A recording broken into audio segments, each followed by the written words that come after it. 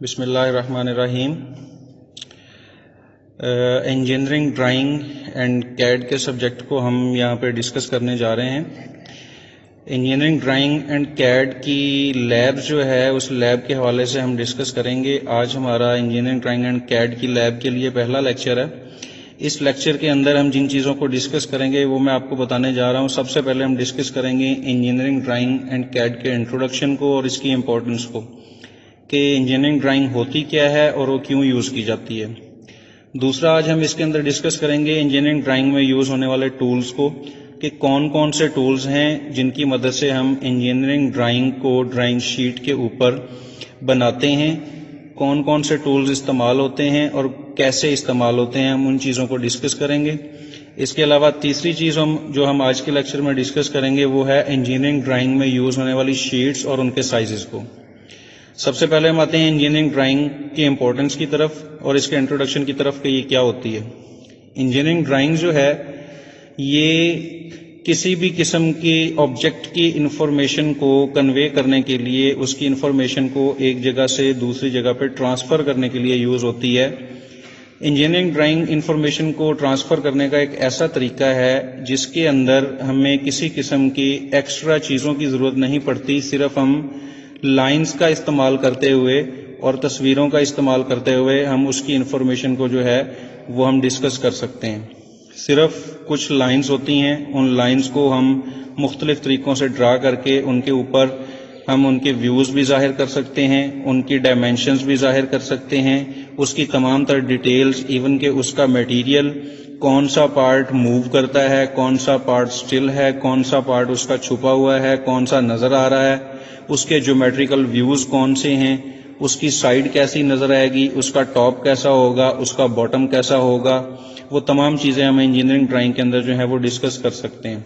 ایسی ڈرائنگ جو بغیر ٹولز کے صرف ہاتھ کے ساتھ ہی بنائی جاتی ہے اس کو ہم کہتے ہیں فری ہینڈ اسکیچنگ، اور ایسی ڈرائنگ جس کو ہم ٹولز کو یوز کرتے ہوئے بناتے ہیں اس کو کہا جاتا ہے ہماری ڈیٹیل ڈرائنگ۔ ڈرائنگ ٹولز کو ہم ڈسکس کرنے جا رہے تھے۔ ٹریڈیشنل ڈرائنگ ٹولز جو ہم یوز کرتے ہیں ہم ان کے بارے میں اب بات کریں گے۔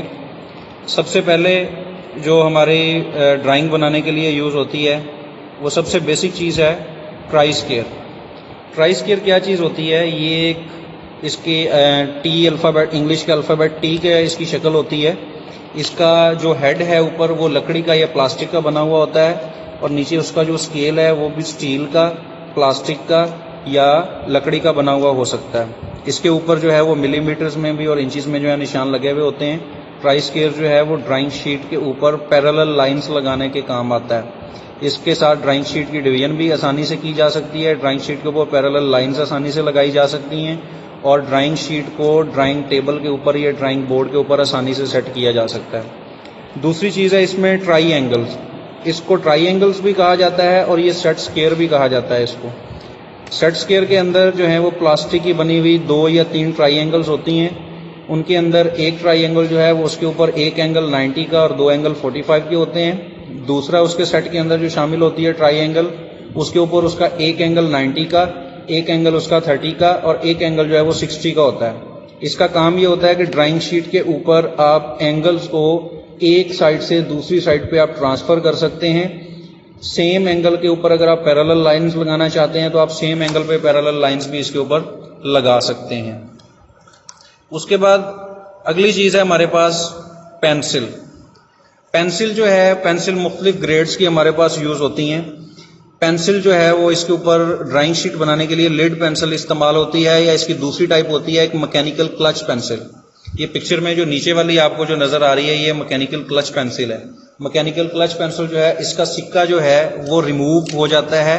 ایک بار سکہ ختم ہونے کے بعد دوبارہ سے آپ کو اس کے اندر سکہ اس کا لگانا پڑے گا، جو کہ سمپل پینسل ہوتی ہے، اس کو شارپنر کے ساتھ تیز کرنا پڑتا ہے۔ ڈرائنگ شیٹ بنانے کے لیے جو پینسلز یوز ہوتی ہیں وہ مختلف گریڈز کی ہوتی ہیں۔ اس کے اوپر HB کے نمبر لگے ہوئے ہوتے ہیں۔ B سے مراد ہوتا ہے اس کے اندر بلیکش، اور H سے جو ہے H اسٹینڈ فار اس کی ہارڈنیس۔ B کا نمبر جتنا بڑھتا جائے گا پینسلز جو ہے وہ اتنی زیادہ ڈارک ہوتی جائے گی، اس سے لگائی ہوئی لائن اتنی زیادہ ویزیبل ہوگی اور زیادہ موٹی لگے گی۔ H کا نمبر جتنا بڑھتا جائے گا اتنی ہی پینسل جو ہے وہ زیادہ ہارڈ ہوتی جائے گی، اس کی رائٹنگ جو ہے وہ تھوڑی سی مدھم ہو جائے گی، ہلکی ہو جائے گی، اور اس کا سکہ جو ہے وہ زیادہ باریک ہوتا جائے گا۔ ڈرائنگ شیٹ کے اندر لیٹرنگ کے لیے جو ہے وہ تھوڑی نرم گریڈ کی پینسل یوز کرتے ہیں، تقریباً HB کی پینسل یوز کی جاتی ہے، اور لائنز وغیرہ لگانے کے لیے جو ہے وہ 2H اور 4H تک کی پینسل جو ہیں وہ زیادہ استعمال ہوتی ہیں۔ اس کے بعد اگلی چیز ہے اسکاچ ٹیپ۔ اسکاچ ٹیپ جو ہے یہ ڈرائنگ بورڈ کے اوپر ڈرائنگ شیٹ کو فکس کرنے کے لیے کام آتی ہے۔ اگر ڈرائنگ بورڈ آپ بڑے سائز کا یوز کر رہے ہیں تو اس کے اوپر آپ پیپر پن کی مدد سے بھی شیٹ کو جو ہے وہ سیٹ کر سکتے ہیں، لیکن پیپر پن کی لگاتے ہوئے جو ہے وہ شیٹ ڈیمیج ہو جاتی ہے، اس کے اوپر جو ہے وہ پنچ ہو جاتا ہے، ہول بن جاتا ہے۔ اس سے بچنے کے لیے جو ہے وہ اسکاچ ٹیپ یوز کرتے ہیں۔ اسکاچ ٹیپ جو ہے وہ ڈرائنگ شیٹ کے کارنرز پہ لگا دیتے ہیں، اور ڈرائنگ ختم ہو جانے کے بعد اسکاچ ٹیپ کو احتیاط کے ساتھ ریموو کر لیا جاتا ہے، جس سے ڈرائنگ شیٹ جو ہے وہ خراب ہونے سے بچ جاتی ہے۔ اگلی چیز جو ہے ہمارے پاس وہ ہے سینڈ پیپر۔ سینڈ پیپر جو ہے یہ ایک ابریسو سینڈ پیپر ہوتا ہے، جیسے کہ ریگ مار جس کو آپ کہتے ہیں، یہ اس قسم کا پیپر ہوتا ہے لیکن تھوڑا سا فائن کوالٹی کا ہوتا ہے۔ اس کا مقصد یہ ہوتا ہے کہ آپ شارپنر کے ساتھ جو پینسل تراشتے ہیں، اس کا جو سکہ بناتے ہیں، وہ بالکل راؤنڈ ہوتا ہے، اس کو لکھتے ہوئے یا اسے لائنز لگاتے ہوئے وہ سکہ ٹوٹ جاتا ہے۔ اس کو ٹوٹنے سے بچانے کے لیے سینڈ پیپر یوز کرتے ہیں۔ پینسل کو تراش کرنے کے بعد اس سینڈ پیپر کے اوپر اس کو رگڑ کے، اس کو ہلکا سا ہاتھ سے گرائنڈ کر کے، اس کا آگے سے جو فیس ہے اس کو چیزل کی ٹائپ بنا لیا جاتا ہے، اس کا باریک ایج بنا لیا جاتا ہے۔ اس طرح پینسل جو ہے وہ جلدی ٹوٹتی بھی نہیں ہے، اور کمپاس کے اندر جو ہے وہ اگر ہم اس کو لگائیں تو سرکل یا آرک لگاتے ہوئے جو ہے وہ سکہ اس کا جلدی خراب نہیں ہوتا، اور وہ دیر تک چلتی رہتی ہے۔ اگلی چیز ہے ہمارے پاس کمپاس۔ کمپاس کو جو ہے، جس کو ہم پرکار کہتے ہیں، پرکار بھی کہا جا سکتا ہے، کمپاس بھی کہا جا سکتا ہے۔ یہ کیا کرتی ہے؟ یہ سرکلز یا گولائی دار چیزیں بنانے کے لیے، کرو بنانے کے لیے، یا گول پروفائل بنانے کے لیے یوز کی جاتی ہے۔ اس کمپاس کے سیٹ کے اندر جو ہے وہ اس کے ساتھ ڈیوائیڈر بھی ہوتا ہے۔ ڈیوائیڈر جو ہے وہ ایک جگہ کی میجرمنٹ کو دوسری جگہ پہ شفٹ کرنے کے کام بھی آتا ہے، کسی لائن کی ڈیویژن کے لیے بھی کام آتا ہے، اور اس کے اندر جو پرکار کمپاس ہوتی ہے، وہ کمپاس جو ہے اس کی ایک سائڈ پہ پینسل یا پینسل کا سکہ لگاتے ہیں، اور دوسری طرف اس کے باریک پن ہوتی ہے۔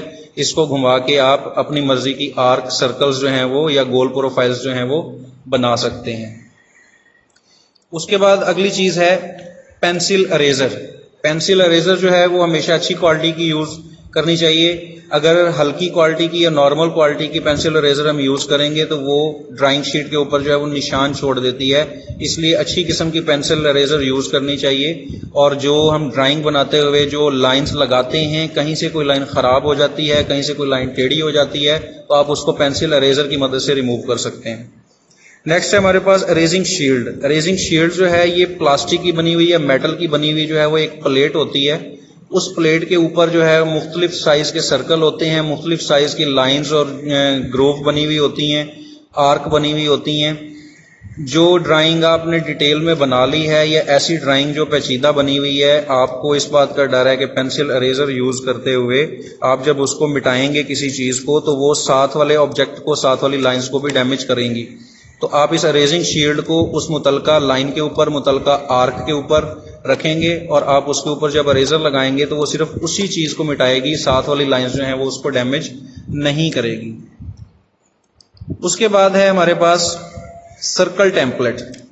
سرکل ٹیمپلیٹ جو ہیں، یہ بھی ٹیمپلیٹ بھی ہمارے پاس کافی قسم کے ہوتے ہیں۔ یہ سرکل ٹیمپلیٹ بھی آتے ہیں، الفابیٹ کے ٹیمپلیٹس بھی آتے ہیں، اور اس کے علاوہ نومیرک کے ٹیمپلیٹس بھی آتے ہیں۔ یہ بھی پلاسٹک کی بنی ہوئی یا اسٹیل کی بنی ہوئی ایک شیٹ ہوتی ہے، اس کے اوپر مختلف سائز کے، مختلف آرک کے سرکلز بنے ہوئے ہوتے ہیں۔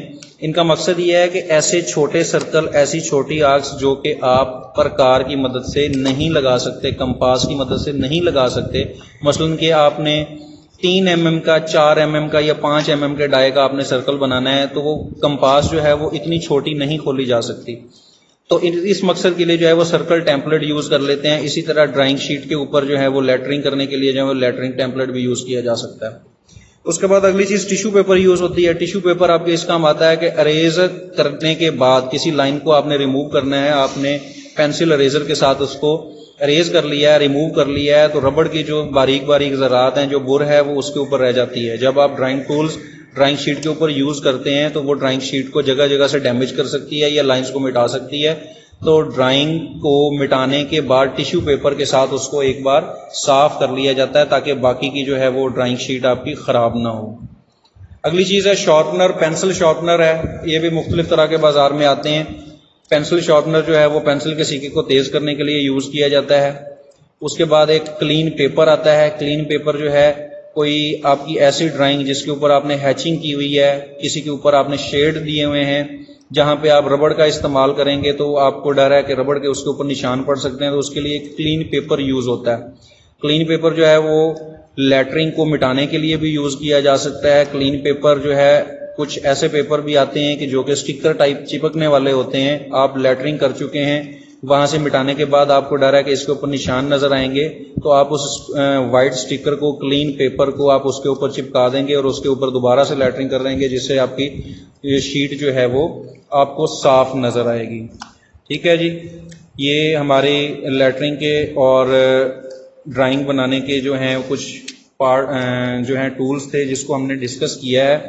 اس کے علاوہ مزید تھوڑے بہت ٹولز جو ہیں وہ ساتھ ساتھ استعمال ہوں گے، انشاءاللہ اب ہم کو بھی ڈسکس کرتے جائیں گے، لیکن بیسک ٹولز جو ہیں وہ ہم نے آپ کو بتا دیے ہیں، باقی انشاءاللہ جو ہے نیکسٹ لیکچر میں آپ کے ساتھ ڈسکس کریں گے۔ نیکسٹ ہم اس پہلے لیکچر میں ڈسکس کریں گے ڈرائنگ شیٹس کو اور ان کے سائزز کو۔ ڈرائنگ شیٹیں جو ہیں وہ ان کے مختلف سائز ہوتے ہیں۔